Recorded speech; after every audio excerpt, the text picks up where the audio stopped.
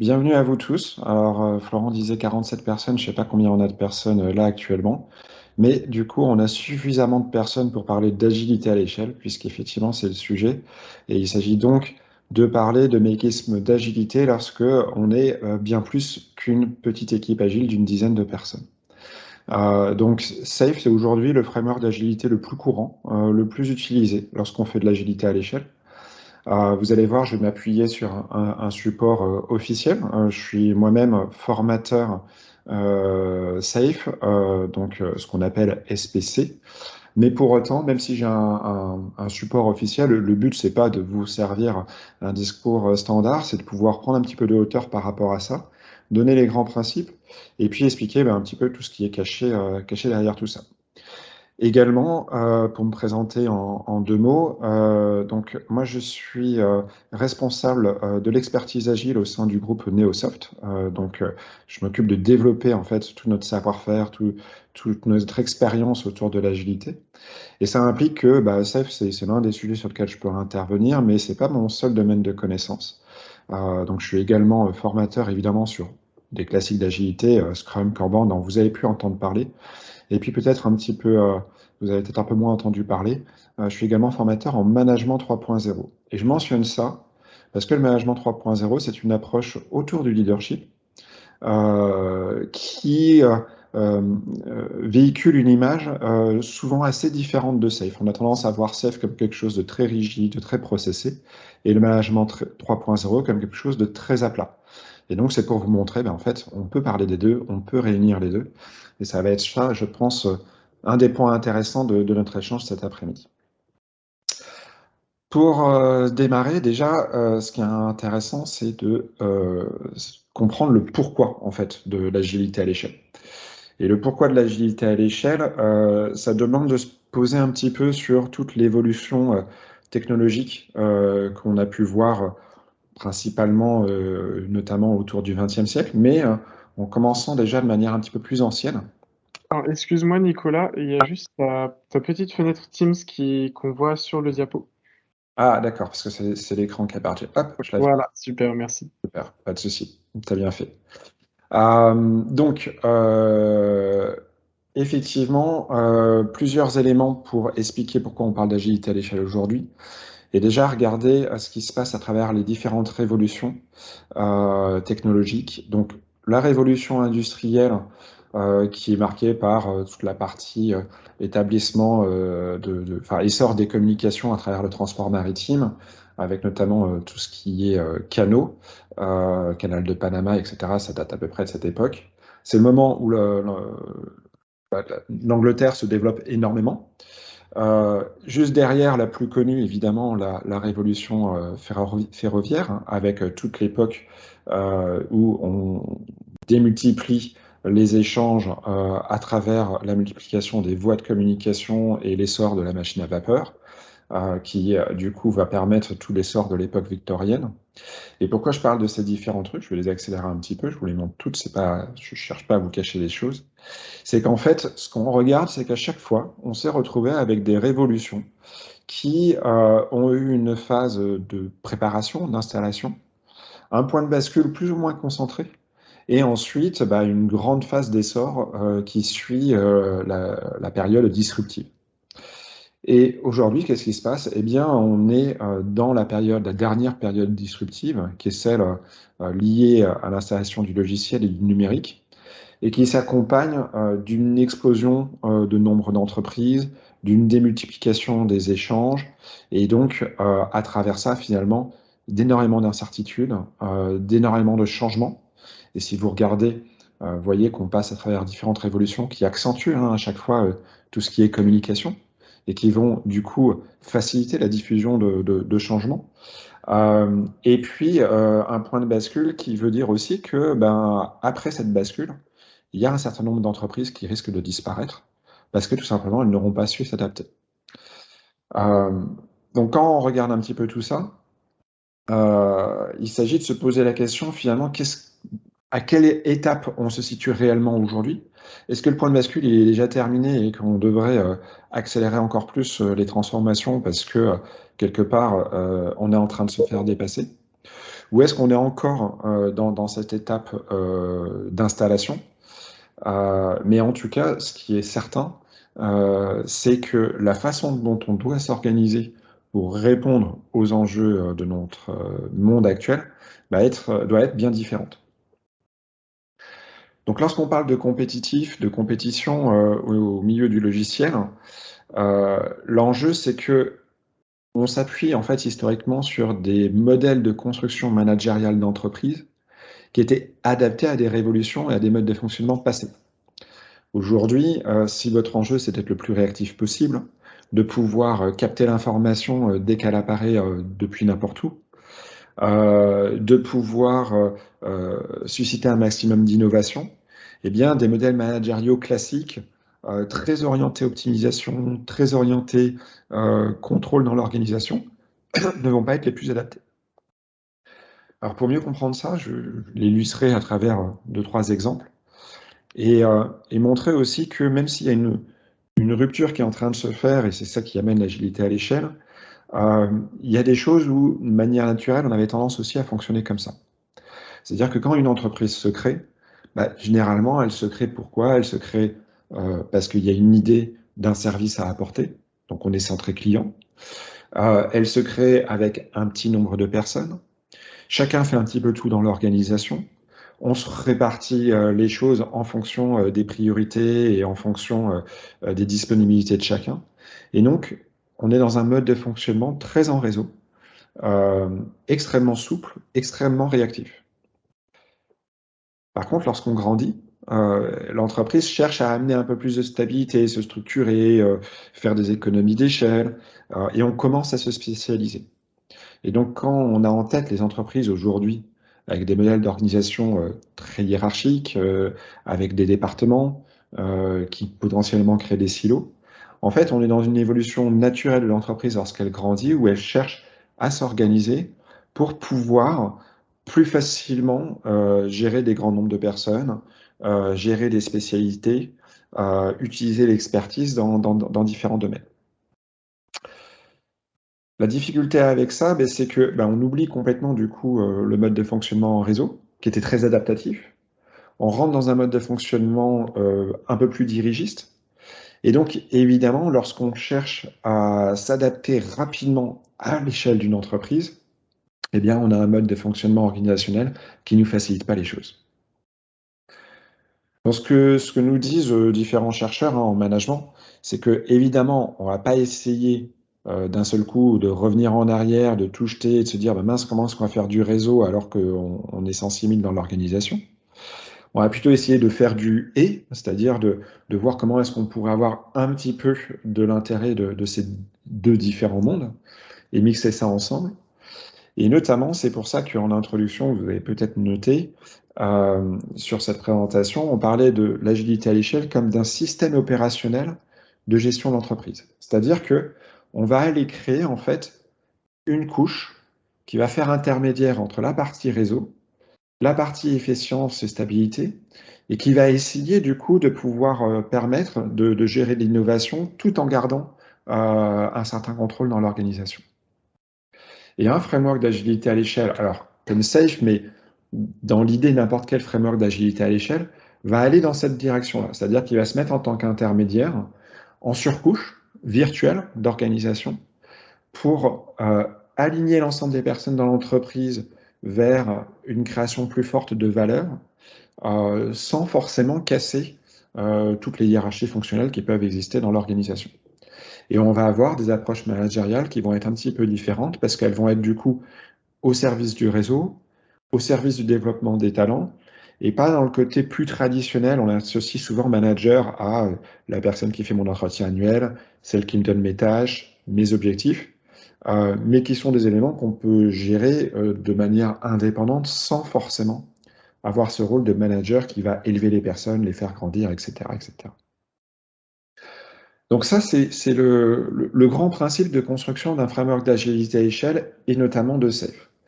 Alors, je ne sais pas si vous avez déjà aperçu le schéma représentatif de SAFe, le fameux poster SAFe. Et donc là, vous en avez une petite représentation au milieu, mais j'y reviendrai après, on en dira deux mots. Aujourd'hui, lorsqu'on parle d'agilité à l'échelle, on a différents frameworks qui existent. Donc on a SAFe, on pourrait parler de LESS, qui est relativement connu aussi. On peut parler de Nexus, qui a été inventé par les fondateurs de Scrum. Il faut malgré tout reconnaître que celui qui est le plus complet, qui permet réellement de structurer l'entreprise de A jusqu'à Z à tous les étages, eh bien c'est SAFe. Et SAFe, c'est une des raisons pour lesquelles c'est aussi le plus complet, c'est que c'est un mode de fonctionnement qui s'est inspiré en fait de tout ce qui existait par ailleurs et qui a essayé de coordonner tout ça. C'est-à-dire qu'à l'intérieur de SAFe, vous retrouvez du Scrum, vous retrouvez du Kanban, et vous avez un apport supplémentaire qui est comment est-ce qu'on doit s'y prendre pour arriver à faire que tout ça fonctionne bien ensemble et comment est-ce qu'on peut faire pour que tout ça soit fluide. Donc dans SAFe, on va avoir déjà des choses un petit peu plus anciennes. Hein, on parle d'agilité, mais avant l'agilité, il y avait aussi le Lean, qui était comment est-ce que on essaye de gérer tout ce qui est gaspillage, hein, gaspillage physique, gaspillage intellectuel, gaspillage managériaux, et comment est-ce qu'on optimise un système. Et évidemment, si vous optimisez un système, vous êtes plus réactif. Donc vous allez avoir du Lean, vous allez avoir de l'agilité. On distingue un petit peu, mais pour moi, c'est un peu artificiel, la partie DevOps. Pourquoi un peu artificiel? Parce qu'en fait, on distingue, parce que c'est une mouvance récente, que tout le monde parle de plus en plus de DevOps, c'est-à-dire comment réunir des opérationnels qui doivent s'assurer de la stabilité d'un système et des développeurs qui amènent de l'innovation et donc potentiellement de la stabilité. Mais ça, le DevOps, c'est un élément fondamental d'agilité. C'est-à-dire, si vous voulez être réactif face au changement, vous avez besoin d'avoir une approche où vous allez gérer l'innovation jusqu'à sa livraison et vous assurer d'être le plus fluide possible là-dessus. Donc, on réunit tous ces éléments-là et on les réunit au service d'une organisation qui sera du coup capable de plus de réactivité, qui aura un système qui va lui permettre d'utiliser le plein potentiel de son intelligence collective, de ses différents talents, et tout ça au service du client. Donc, globalement, ça se traduit, on peut résumer ce framework d'agilité à échelle qui est SAFe à travers ce poster, que pour info, si jamais vous l'avez jamais rencontré, vous pouvez trouver sur Internet, sur le site de la du Scaled Agile Framework. C'est en libre accès. Vous avez également un certain nombre de contenus qui sont en libre accès sur ce site. Et ce poster sur ce site, il est entièrement interactif. C'est-à-dire que quand on le voit comme ça, on voit quelque chose qui semble extrêmement complexe, qui a l'air en plus très hiérarchique. En vrai, en fait, comme tout est interactif, c'est assez facile de l'explorer. Et juste, on va pas rentrer dans le détail, nous, ensemble, parce qu'on n'a pas le temps, mais pour vous donner quand même quelques grilles de lecture et que vous compreniez comment tout ça fonctionne, nous, ce qu'on va faire deux choses. On va aller voir un petit peu plus près tous les éléments qui sont en fait en bordure du poster, c'est-à-dire les grands principes. Qu'est-ce que c'est que l'agilité d'organisation? Qu'est-ce que c'est que le Lean Portfolio Management? L'Enterprise Solution Delivery? La livraison de produits agiles? L'excellence technique et l'agilité d'équipe? Et une culture d'apprentissage continu? Et puis également tout ce qui est leadership autour de l'agilité. Nous, on va regarder ces grands éléments qui sont les éléments structurants et les grands principes de SAFe. Mais derrière, vous avez effectivement ce système-là. Alors ce système, en fait, il est assez simple à lire. Vous voyez, vous avez des zones qui sont séparées. La zone du bas, en fait, c'est la zone classique d'équipe, avec un mode de fonctionnement d'organisation en petites équipes agiles, que vous avez peut-être déjà rencontré avec des équipes Scrum, avec des équipes Kanban d'une dizaine de personnes. Et ces petites équipes agiles, qui sont ensemble en train de travailler, eh bien, elles avancent de manière itérative. Donc là, vous avez les itérations qui sont symbolisées.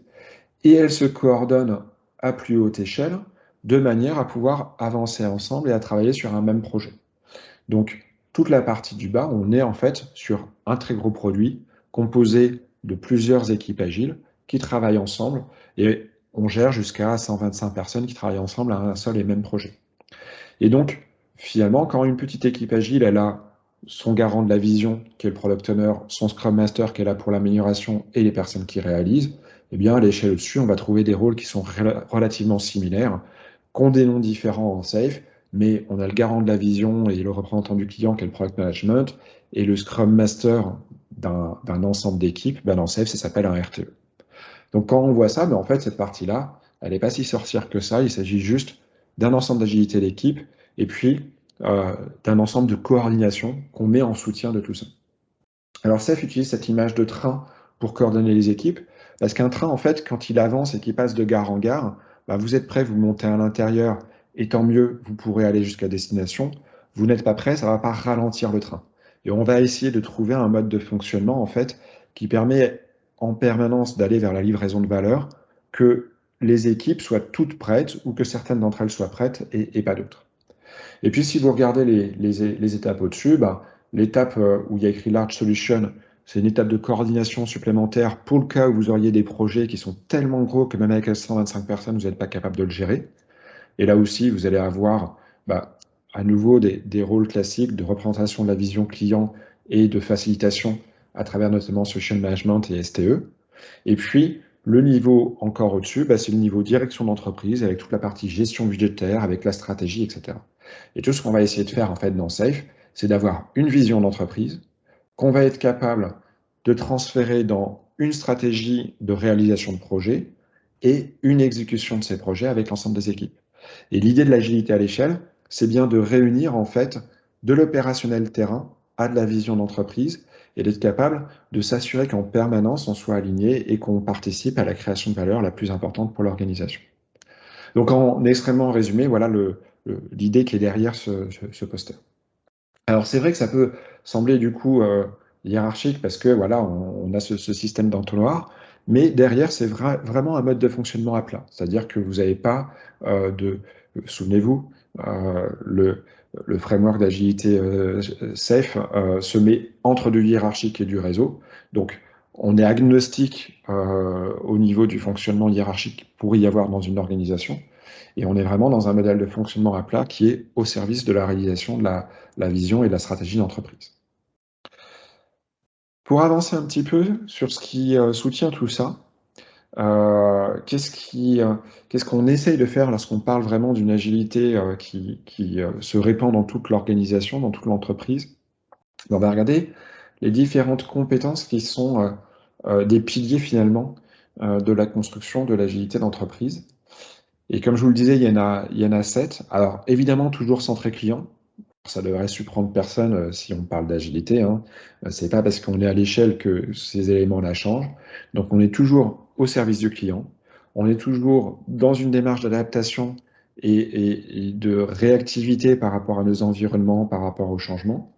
Et on va avoir en support de tout ça des dimensions, on va dire, un petit peu plus opérationnelles avec tout ce qui est comment est-ce qu'on délivre des solutions au niveau de l'entreprise, comment est-ce qu'on s'y prend pour faire des choses d'un point de vue agile, comment est-ce qu'on développe l'agilité d'équipe et l'expertise d'équipe, et puis des choses qui sont un peu plus, on va dire, business, toute la stratégie de gestion de portefeuille de projets, lorsque vous avez plusieurs projets dans l'organisation, comment vous les priorisez, comment vous les gérez, l'agilité d'organisation, et puis l'apprentissage continu, cette culture d'exploration, de remise en cause permanence des acquis, qui permet à l'entreprise finalement de continuellement s'adapter à son environnement. Et puis, en sous-jacent de tout ça, évidemment, toute la partie leadership qui va porter la vision et qui va entraîner l'organisation dans tout ça. Donc, en démarrant tout simplement sur l'agilité, enfin le leadership d'entreprise, pourquoi est-ce qu'on parle de ça? Tout simplement parce que si vous n'avez pas de leadership dans une organisation, vous ne pouvez pas avoir d'alignement.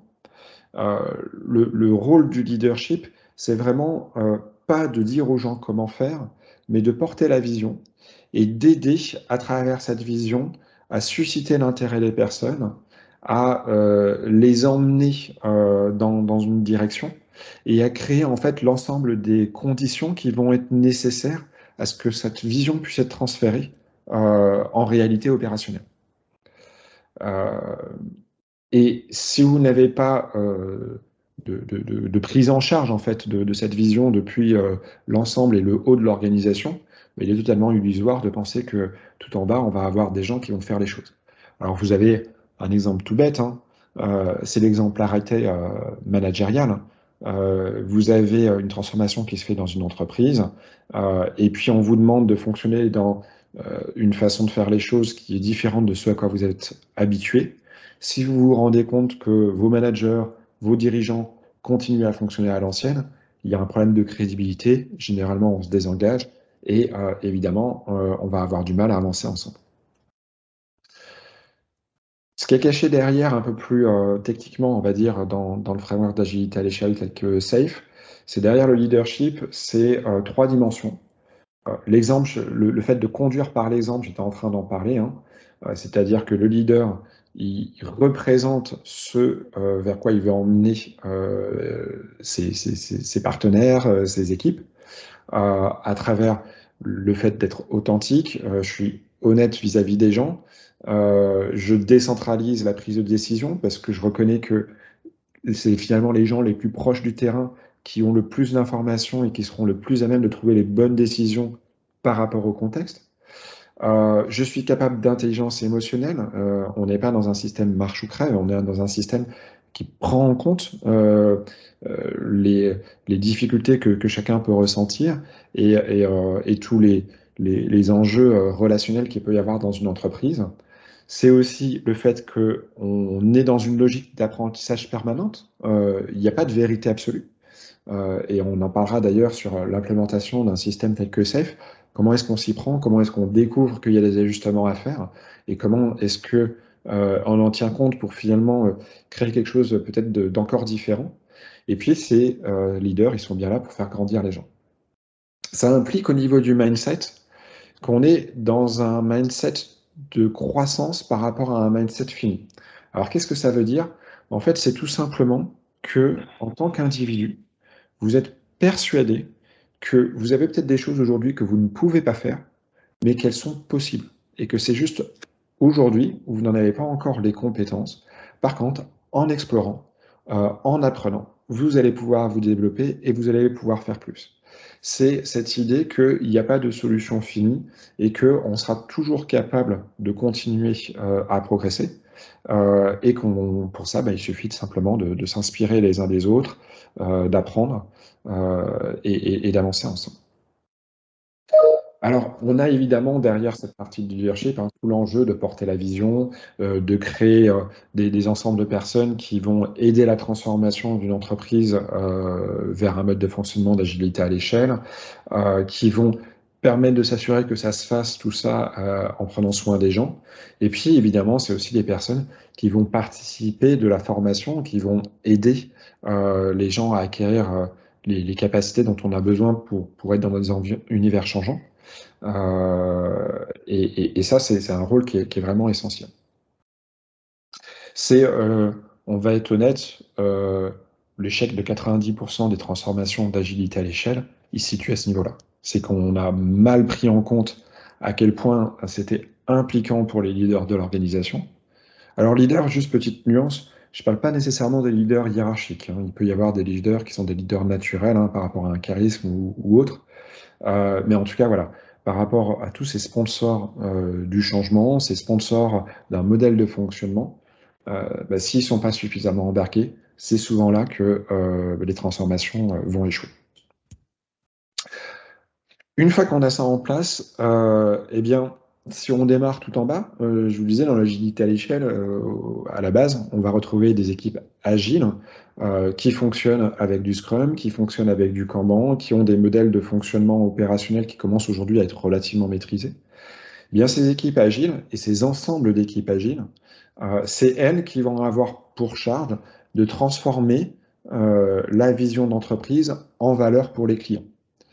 C'est eux qui vont s'organiser pour pouvoir s'assurer que le plus rapidement possible, on puisse répondre aux besoins du client. Alors, plus rapidement possible, en fait, vous le savez, quand vous avez des applications sur vos smartphones, aujourd'hui, elles sont mises à jour tous les jours ou toutes les semaines. Si quelque chose n'est pas mis à jour suffisamment fréquemment, ça peut créer des problèmes de dysfonctionnement, ça peut créer du désintérêt de votre part, ça peut créer une opportunité pour un concurrent de venir s'installer. Et donc, aujourd'hui, avec la réactivité, avec l'accès immédiat à l'information, avec la facilité avec laquelle laquelle on peut passer d'un univers à un autre et d'une application à un autre ou d'un service à un autre, bah, c'est essentiel pour l'entreprise d'être capable en permanence et le plus rapidement possible de répondre aux besoins du client. À l'échelle, l'enjeu, ça va être de coordonner des ensembles d'équipes, mais qui restent sur ces principes de mode de fonctionnement agile, mais qui vont être coordonnés et alignés sur le fait de pouvoir transformer ça alors qu'on est extrêmement nombreux. Donc plus concrètement, à l'intérieur, qu'est-ce qu'on va avoir? On va avoir l'agilité d'équipe, on en a déjà parlé. Donc on garde les noms de Product Owner, de Scrum Master qui existent en Scrum, même si on fait du Safe, même si les équipes fonctionnent en Kanban, généralement on garde ces noms-là. On pourrait éventuellement les renommer, mais voilà, c'est vrai que le vocabulaire agile est déjà suffisamment compliqué, c'est pas la peine nécessairement d'en rajouter plus. Donc on garde ces noms-là et on garde du coup les rôles tels qu'ils existent à l'échelle d'une équipe agile. On garde le focus sur la qualité, qui est d'autant plus essentiel quand vous êtes sur de l'agilité dans de l'agilité à l'échelle, hein, parce que si vous avez quelque chose qui n'est pas de qualité, lorsque vous scalez, lorsque vous intensifiez les échanges, lorsque vous ajoutez des dépendances, eh bien ce que vous scalez, c'est quelque chose qui est instable. Et donc vous allez démultiplier les problèmes. Donc la qualité, elle reste essentielle, et même j'ai envie de dire encore plus. Elle va passer par tout le travail autour de s'assurer qu'on ait de la fluidité dans notre processus de travail, qu'on soit avec un regard collectif sur nos réalisations, avec des échanges, du mentorat, du pairing, de la revue collective de nos réalisations. Le fait qu'on va automatiser un maximum des choses qui sont faites au niveau des équipes. Et là aussi, c'est un des éléments relativement essentiels si on veut pouvoir faire fonctionner un framework d'agilité à l'échelle, comme Safe, mais comme d'autres. Parce que quand vous automatisez, en fait, vous allez faciliter tout ce qui va être interaction entre les équipes, parce que le travail s'intègre de manière automatique, parce que vous avez un feedback quasiment en temps réel de ce qui est fait dans des équipes à côté, et puis parce que vous avez aussi tout le travail de mise à disposition de ce que vous faites qui prend très très peu de temps de fait de cette automatisation et qui vous permet du coup d'avoir un feedback quasiment en temps réel de la part de vos clients, de la part de vos collègues et qui vous permet de vous ajuster en fonction de ce qui se passe. Donc ça, c'est essentiel. Et l'autre élément, eh bien, c'est que l'agilité d'équipe, ça veut dire quoi? Ça veut aussi dire qu'on a plusieurs petites équipes qui se coordonnent ensemble dans ce qu'on appelle un Agile Release Train, dans un train safe, qui sont totalement cross-practice. Hein. Vous voyez, on a du business, on a de l'hardware, on a du software, on a du test, etc. Donc on a vraiment toutes les compétences dont on a besoin pour réaliser les choses en un seul et même endroit. Et c'est ce qui va nous permettre de casser un petit peu les silos, d'avoir la vision d'ensemble, de prendre en compte les contextes de chacun et d'être le plus pertinent possible à l'arrivée. Donc ça, c'est l'élément, on va dire, fondateur. Derrière, évidemment, il y a tout l'enjeu de la livraison. Donc j'étais un peu en train d'en parler en parlant de l'automatisation. Comment est-ce qu'on peut s'y prendre pour, même en étant très nombreux, être capable de livrer des choses innovantes? Comment est-ce qu'on peut savoir à chaque moment si ce qu'on fait est pertinent, si ce qu'on fait continue à apporter de la valeur?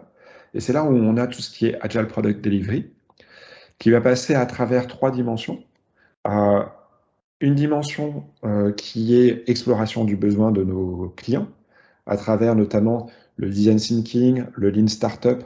C'est ce que vous avez dans la centricité client qui est portée dans le framework d'agilité à l'échelle SAFe.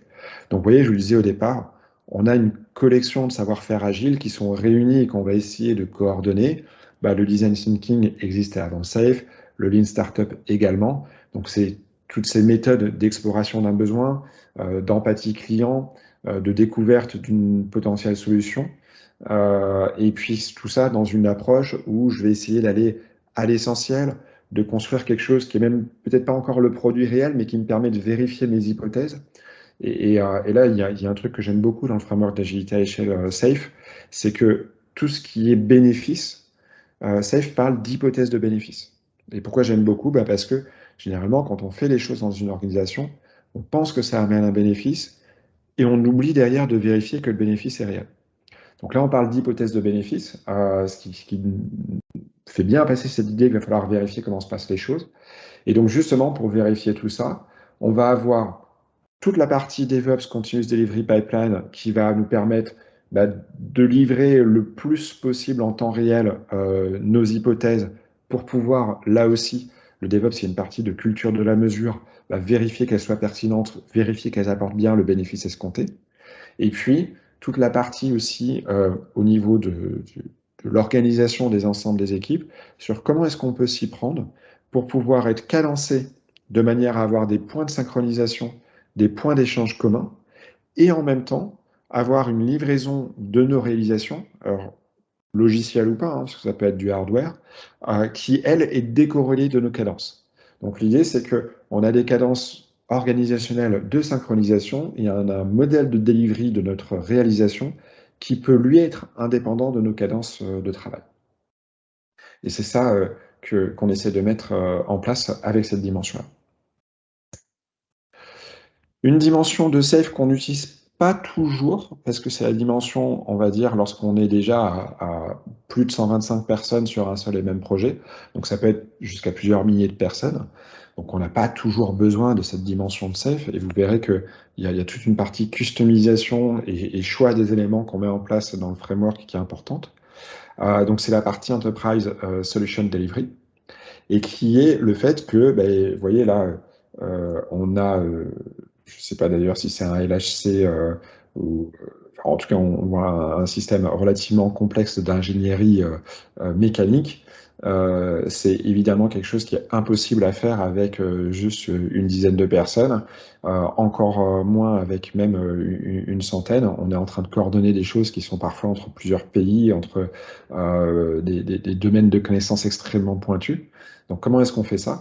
Et c'est là où on va avoir l'Enterprise Solution Delivery qui va se traduire avec ces éléments-là, l'ensemble de trains qui va nous permettre de coordonner en fait plus de 125 personnes, c'est-à-dire qu'on a tout simplement des trains qui fonctionnent en parallèle, qui sont eux-mêmes constitués de petites équipes et qui se coordonnent entre eux pour avancer. Donc évidemment, vous voyez bien que va poindre derrière tout ça tout l'enjeu de comment est-ce qu'on se répartit le travail, comment est-ce qu'on divise notre projet et comment est-ce qu'on arrive à le faire en minimisant au maximum les dépendances. Et c'est vraiment tout l'enjeu de l'agilité à l'échelle. Comment est-ce qu'on peut s'assurer qu'on ne soit pas trop dépendants les uns des autres et qu'on puisse avancer de manière relativement indépendante. Donc ça va être à travers la coordination d'ensemble de trains. Dans ces ensembles de trains, pourquoi pas, on peut avoir aussi des partenaires externes, même si ces partenaires externes ne fonctionnent pas nécessairement d'un point de vue agile. Ce qu'on va faire, c'est qu'on va juste leur demander d'être présents dans des grands points de synchronisation qu'on va avoir, nous, à l'échelle du train, qui sont des points qui arrivent, suivant les entreprises, on va dire, entre les 2 mois et demi et 4 mois. Il y a de la souplesse dans la façon dont on s'organise, mais généralement, on tombe à peu près sur ces trucs-là. Donc, compter tous les 3 mois, et puis comme ça fait 4 fois par an. Donc là, on va coordonner dans ces moments-là, et puis le reste du temps, les partenaires externes peuvent fonctionner avec leur mode de fonctionnement. Et puis, on va avoir le fait de faire évoluer en permanence notre système en s'appuyant sur tout ce qui est continuous delivery. Et là, vous avez la dimension du produit qui est en production et qui continue à avancer, à se développer, à intégrer de la nouveauté, etc., etc. Et tout ça, en fait, pour pouvoir le piloter, on a besoin d'une vision, on a besoin d'une espèce de roadmap, malgré tout, mais une roadmap où on veut pouvoir se garder cette souplesse d'adaptation face au changement. Donc c'est là où on va avoir toute la partie Lean System Solution Engineering, où il existe des façons, en fait, de représenter le besoin qui vont nous permettre d'émettre un certain nombre d'hypothèses, de les garder vivantes le plus longtemps possible en parallèle, et puis de faire les choix le plus tardivement possible, de manière à se garder une souplesse, une réactivité au changement la plus longue possible dans le temps. Et donc quand vous voyez par exemple Solution Intent avec des éléments variables, des éléments fixes, on a beau être dans des approches agiles, évidemment à un moment donné il faut fixer une solution. Il faut pouvoir livrer un produit terminé à un client. Donc l'agilité, c'est pas du changement qui se fait en mode oscilloscope, où on change en permanence, mais on ne se stabilise jamais. On va en fait avoir une grande variété d'options au démarrage, et puis petit à petit, cette variété, elle va se diminuer au fur et à mesure de nos apprentissages, au fur et à mesure de notre meilleure compréhension des besoins du client, et on va converger tous ensemble vers la bonne solution. Et ça, c'est les éléments qu'on va mettre en œuvre lorsqu'on coordonne des grands ensembles. Alors, à plus forte raison lorsqu'on est en train de coordonner plusieurs trains, mais évidemment, on a déjà ça un petit peu à l'échelle d'un train. Et ça nous permet quand même de savoir dans quelle direction on va, d'anticiper certains éléments et en même temps de se garder un petit peu de souplesse, et, enfin un maximum de souplesse et d'adaptabilité au changement. Euh, alors cette adaptabilité, on va la retrouver aussi au niveau plus stratégique de l'organisation. C'est-à-dire que là, on est en train de décrire des modèles de fonctionnement où on est encore sur une équipe qui réalise un produit et qui va prioriser ses réalisations par rapport aux besoins de ses clients, qui va s'assurer de minimiser les dépendances entre les différentes équipes qui participent à tout ça. Mais il y a bien un enjeu de priorisation qui se passe aussi aux échelons de gouvernance de l'entreprise, avec toute la partie gestion de portefeuille. Et là, c'est là où SAFe apporte vraiment des réponses qui ne se retrouvent pas réellement dans la plupart des autres frameworks d'agilité à l'échelle. C'est comment est-ce que je peux facilement, à l'échelle d'une entreprise, prioriser des projets en fonction de la valeur ajoutée, en fonction de mes apprentissages, de ce qui se passe dans mon écosystème, et où je pourrais avoir la même souplesse de réactivité face à des opportunités que je pourrais avoir à l'échelle d'une équipe qui priorise ses user stories d'itération en itération. Et donc c'est là où on va avoir le Lean Portfolio Management qui va avoir en charge toute la partie décider de notre stratégie d'investissement, toute la partie pilotage du portefeuille de projet agile et toute la partie gouvernance d'entreprise, on va dire, dans un esprit le plus lean possible, et qui va permettre de faire la transition entre la vision stratégique d'entreprise et l'opérationnel. Derrière, vous avez peut-être entendu parler de tout ce qui est gestion capacitaire, approche budgétaire capacitaire. On parle parfois aussi de beyond budgeting ou même de no estimates. C'est des éléments qui sont cachés derrière tout ça. C'est-à-dire que l'entreprise, elle va plus financer des projets, elle va financer en fait des lignes stratégiques, des flux de valeur, on appelle ça dans ces flux. Et en fait, ces flux de valeur, dans une organisation, ils sont relativement stables dans le temps. C'est-à-dire que si vous êtes Renault, ou même, je peux prendre votre contexte, même s'il y a pas mal de changements actuellement, mais à la Poste, il y a une activité, si je prends de manière très large, il y a une activité bancaire, il y a une activité livraison de courrier, il y a une activité, je pense aujourd'hui, autour de la dématérialisation avec, j'ai oublié le nom de l'application, mais enfin qui permet toute la gestion électronique de bulletins de paye et puis de factures, etc., etc. Là, on est sur des grands domaines d'activité où à l'intérieur, vous allez avoir certainement plein de projets, mais si vous prenez l'ensemble de vos projets au cours des 5 dernières années, que vous additionnez leur budget, vous allez voir, et que vous les attachez à ces différentes lignes d'activité, vous allez voir que les investissements que fait l'entreprise sur chacune de ces lignes d'activité sont relativement stables. Et ça, c'est une prise de conscience importante parce que ça veut dire que, du coup, on peut financer nos flux d'activité et pas nos projets. On va du coup avoir des capacités qui vont se transformer en personnes derrière ces grands flux d'activité, qui auront les compétences associées à ces grands domaines. Et ensuite, on va pouvoir nourrir ces compétences de projets au fur et à mesure de leurs arrivées. L'intérêt pour une entreprise, il est énorme, c'est que classiquement, fin d'année, c'est toute la partie de réalisation des budgets, où tous les départements sont là à essayer d'identifier quels sont les projets qu'ils vont avoir pour l'année à venir, comment ils vont les gérer. Et bien là, on peut s'affranchir de cette partie-là et on peut réagir même en cours d'année lorsqu'une nouvelle opportunité survient en regardant est-ce qu'on a la capacité, enfin à quel domaine c'est associé, est-ce qu'il nous reste de la capacité dans ce domaine, est-ce que la capacité qui est utilisée dans ce domaine, elle est bien investie sur ce qui nous libère, ce qui nous génère le plus de valeur ajoutée aujourd'hui ou pas, et en fonction, eh bien on repriorise l'ensemble de nos activités. Donc ça, c'est vraiment la partie qui est assez spécifique à SAFe et assez nouvelle dans le modèle d'organisation. Alors après, lorsqu'on parle d'agilité d'entreprise, ben, c'est l'agilité aussi stratégique d'une organisation. Comment est-ce qu'elle est capable de détecter qu'il y a des changements sur son marché? Et comment est-ce qu'on peut faire pour s'assurer qu'on valorise bien les résultats, le business, et qu'on n'est pas dans une revue juste de l'individu hors contexte, et puis et même j'aurais envie d'accentuer et de dire le département qui fonctionne très très bien, qui a des extrêmement bons résultats, mais par contre qui ne s'insère pas dans une stratégie globale d'entreprise ou qui le fait au détriment des résultats de l'ensemble du système. Donc là, c'est là où on a tout ce qui est agilité organisationnelle. Et derrière tout ça, on va avoir des grands principes. Et là, on retrouve des éléments qu'on a classiquement dans l'agilité. Vous voyez est mentionné le manifeste agile derrière, les principes SAFe et les piliers fondateurs de SAFe. Je ne vais pas vous les reprendre dans le détail, mais chaque framework agile a ses principes et ses piliers pour une bonne raison, c'est que vous avez besoin d'éléments qui vous permettent de prendre des décisions pour les situations dans lesquelles vous allez vous retrouver où il n'y a pas de règles. Et là, c'est des principes qui peuvent vous permettre de faire ça. C'est-à-dire que pourriez vous dire, mon principe, c'est d'aller à l'essentiel. Si vous avez un principe d'aller à l'essentiel, vous savez que lorsque vous êtes en train de construire quelque chose, systématiquement, il va falloir vous poser la question sur comment est-ce que je peux construire ce truc-là en faisant le moins possible, et puis peut-être en enrichissant par la suite.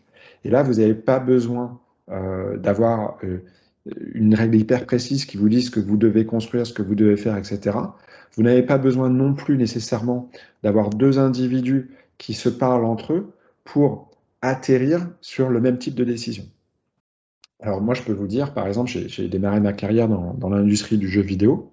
Et dans cette industrie du jeu vidéo, lorsque je démarrais de la réalisation de produits, on commençait par se poser une question, c'est quelle émotion est-ce qu'on peut faire ressentir à nos utilisateurs, à nos joueurs? Et ça, le fait de se poser la question des émotions qu'on voulait faire ressentir, ça faisait un filtre et un outil d'alignement extrêmement fort qui faisait que dans cette industrie, j'ai pu diriger des projets qui étaient parfois entre plusieurs entreprises différentes, plusieurs cultures, plusieurs langues différentes, et ça fonctionnait très bien, parce que quand vous vous dites, ce truc-là, cet élément particulier-là, est-ce qu'il génère telle émotion ou pas? De manière universelle, on est à peu près capable de répondre à ça. Donc on est vraiment dans cet état d'esprit. Les principes, ils sont là pour nous permettre, de manière indépendante, de trouver des solutions qui vont être relativement alignées. Alors vous pouvez aller explorer, si ça vous intéresse aussi, le livre de James Surovicki qui s'appelle La sagesse des foules et qui explore tout ce qui est intelligence collective. Et vous verrez, il vous donne l'exemple à un moment donné d'une expérience qui a été faite à New York où ils ont demandé à des gens de se retrouver dans la ville sans qu'ils se connaissent, sans avoir de point de rendez-vous, sans avoir d'horaire de rendez-vous. Et on se rend compte que même lorsque vous ne connaissez pas la personne en face que vous devez retrouver, lorsque vous n'avez pas d'horaire où vous vous retrouvez ou de point de rendez-vous, on est capable de penser à des lieux communs. Et donc, à l'époque, ils avaient fait l'expérience sur New York et ils s'étaient rendu compte que tout le monde choisissait midi comme moment de rencontre, le milieu de la journée, parce que c'est une référence universelle. Et à New York, choisissait d'aller à Grand Central Station au niveau de l'Infobooth. Donc ça, si on transpose sur Paris, c'est midi et la Tour Eiffel. Et je vous dis ça très sereinement parce que c'est quelque chose que j'utilise régulièrement en conférence. Et quand je pose la question à toute une audience, j'ai exactement cette réponse qui arrive. Donc voilà, donc tout ça c'est extrêmement important pour permettre l'alignement, même lorsqu'il n'y a pas de règles, et avoir vraiment une stratégie d'entreprise qui peut ensuite se décliner de manière opérationnelle. Et puis il y aura un focus en permanence sur l'efficience, sur l'efficience de la traduction opérationnelle. Et là, on va retrouver beaucoup d'éléments de Kanban, beaucoup d'éléments de Lean. Lean et Kanban, c'est très proche, hein, avec la mesure du time to market, l'optimisation de nos étapes de réalisation, réduire les goulots d'étranglement, etc., etc. Et puis, dernier élément parmi les grands piliers qui sont mis en place lorsque on implémente un framework d'agilité à l'échelle comme SAFe, c'est tout ce qui est apprentissage continu. Donc, vous voyez, je parlais d'intelligence collective, et bien l'apprentissage continu, c'est aussi ça, hein, développer, faire qu'une organisation soit une organisation apprenante dans son ensemble, qu'elle puisse utiliser l'intelligence de l'ensemble des personnes qui sont présentes à l'intérieur et faire de ça une source de créativité au service de ses clients. Et cette culture d'apprentissage, bah, ça veut dire que de temps en temps, dans l'organisation, il faut avoir des temps de pause, il faut avoir des temps d'exploration, il faut permettre aux individus de se développer. Et dans le mode de fonctionnement itératif de SAFe, on va avoir toutes les 5 itérations, une itération qui est dédiée à l'innovation, qui est une itération où on ne charge pas de travail, mais une itération où on peut aller explorer, on peut suivre des formations et développer en fait les compétences de chacun pour tout simplement être encore plus efficace par la suite et pouvoir s'améliorer. Donc on va avoir l'apprentissage continu, on va avoir l'amélioration continue. Alors SAFe emploie le terme Relentless Improvement. Et là aussi, j'avoue que j'aime bien ce choix de terme, parce que Relentless, si on le traduit, on pourrait dire avec acharnement. Et donc, comment est-ce qu'on peut s'améliorer avec acharnement, parce qu'en fait, c'est dur de s'améliorer. Et puis, toute la partie culture de l'innovation ou culture de l'expérimentation, c'est-à-dire, j'ai pas envie de dire droit à l'erreur, mais même j'ai envie de dire droit à l'essai, expérimenter, observer les résultats, regarder si ce qu'on a fait était pertinent ou pas, et puis pivoter et s'ajuster par derrière. Donc voilà, ça c'est l'ensemble des grands principes qu'on peut retrouver dans ce framework et qui vont du coup permettre de coordonner des petites équipes agiles ensemble pour qu'elles réalisent des gros produits, des grands projets. Et puis, au niveau de l'entreprise, comment est-ce qu'on va relier la stratégie, comment est-ce qu'on va piloter et gouverner ces ensembles de produits, de manière à ce que quand on priorise au niveau d'une équipe des user stories, eh bien, on soit capable, par rapport à leur valeur ajoutée, on soit capable au niveau de l'entreprise de prioriser des thèmes stratégiques, des projets, des produits par rapport à leur valeur ajoutée, par rapport à leurs bénéfices apportés sur le marché. Une fois qu'on a dit tout ça, il y a évidemment la question de comment est-ce qu'on s'y prend pour aller vers tout ça. Je vais aller assez vite sur ces éléments-là. C'est juste pour vous donner quelques indications et vous rendre compte que une transformation, ça ne se fait pas du jour au lendemain, tout simplement. Donc SAFe propose un chemin d'implémentation du framework. Alors, on va être honnête, il y a une partie très business derrière SAFe. Donc, évidemment, à chaque étape ou presque, il y a de la formation associée avec des certifications parce que ça les intéresse. Hein. Donc, on peut mettre cette partie-là de côté. Pour autant, il y a quand même une certaine cohérence. C'est-à-dire qu'au départ, il y a un moment donné où on se rend compte que ça pourrait être intéressant de faire basculer l'ensemble de l'entreprise dans une démarche agile, généralement par rapport à l'évolution de son contexte, par rapport au degré d'incertitude de l'environnement dans lequel elle se trouve. Je vous le disais, le plus important dans la transformation, ça va être les sponsors, ça va être les leaders, donc on va démarrer par eux. Une fois qu'on a ça, on identifie nos flux de valeur. Alors les flux de valeur, c'est les grandes thématiques qui vont nous permettre de définir les capacités sur lesquelles on veut investir. Ensuite, on va identifier les différents produits qu'on veut réaliser à l'intérieur et donc commencer à construire des ensembles d'équipes, les fameux trains SAFe. Et puis, on va aller lancer ces trains, les accompagner, éventuellement en rajouter, coordonner un petit peu tout ça. On commence à avoir les problématiques de gestion de portefeuille au sein de l'organisation, et puis on accélère tout ça. Alors, pour information, moi, ça m'est déjà arrivé de mettre en place juste la partie portefeuille. Donc là, il y a un chemin en fait qui vous propose un modèle d'avancement progressif lorsque vous voulez faire l'ensemble, mais on peut parfois mettre en place juste la partie portefeuille tout seul ou n'avoir qu'un train de manière isolée dans une entreprise qui ne se transforme pas en entier. Donc on peut rentrer à différents niveaux. Et le résultat de tout ça, alors les chiffres sont liés à des études qui ont été faites, hein, les chiffres d'amélioration qui sont apportés par ce mode de fonctionnement. Pour autant, c'est des études qui ont été faites sur base de volontariat et de feedback de la part de l'entreprise. Donc évidemment, si c'est pas très bien passé chez vous, vous avez tendance à pas remonter les choses. Donc apprendre avec des pincettes. Mais malgré tout, on se rend compte que ce mode de fonctionnement va améliorer le time to market, va augmenter notre qualité, va nous permettre d'être plus productifs et nous permettre un meilleur engagement. Et le meilleur engagement, notamment parce que on relie beaucoup plus sur le terrain, en quoi est-ce que mon action immédiate participe à une vision d'entreprise, et évidemment, c'est beaucoup plus motivant. Donc ça, c'est pour une trajectoire d'implémentation. Et puis, après, il y a évidemment la question de comment est-ce que je pilote tout ça? Comment est-ce que je m'assure que je suis bien en train de me développer correctement? Quels peuvent être les enjeux que je peux avoir dans l'organisation? Et donc, on a des systèmes d'auto-évaluation, et j'insiste sur l'auto-évaluation, qui nous servent nous-mêmes à nous positionner par rapport à nos pratiques. Donc, vous voyez, là, vous avez l'ensemble des pratiques qui sont proposées dans SAFe. Et puis, on peut regarder, tiens, on a un petit manquement dans la partie coordination de nos trains.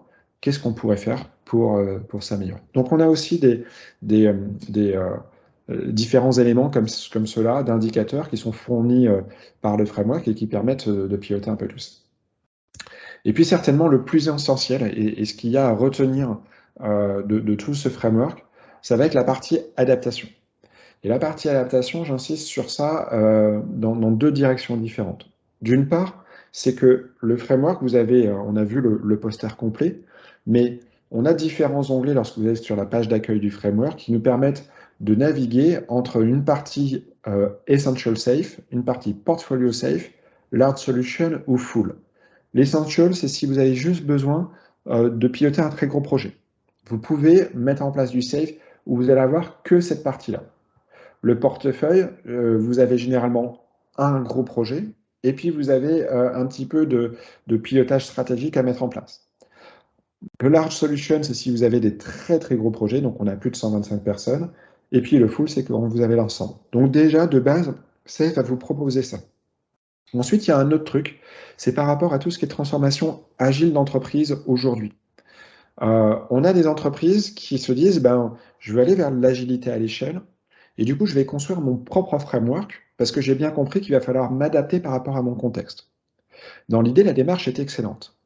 En pratique, la difficulté, c'est que quand les entreprises font ça, elles le font à un stade, à un moment où elles y connaissent rien. Et donc, elles vont potentiellement faire des choix à ce moment-là qui ne sont pas les plus pertinents. Donc, ce qui est intéressant avec un framework tel que Safe, c'est qu'en fait, il est clé en main. Donc, on peut l'implémenter directement en ayant en tête que ce n'est pas forcément notre finalité. Ce n'est pas notre objectif final. C'est notre point de départ, mais lorsqu'on aura plus de connaissances, on va aller adapter ce framework par rapport à notre contexte, par rapport à nos besoins. Et j'aime beaucoup cette citation du statisticien George Box qui nous dit « Tous les modèles sont faux, certains sont utiles ». Safe, comme tout modèle, est faux. Il a ses limites, mais il est extrêmement intéressant lorsqu'on met en place un mécanisme d'agilité dans l'ensemble de l'organisation. Et je peux vous dire, pour avoir vu beaucoup d'entreprises mettre en place leur propre modèle, eh bien, à l'arrivée, on se rend compte qu'elles sont quand même très très proches d'un modèle tel que Safe. Donc voilà pour cette présentation aujourd'hui.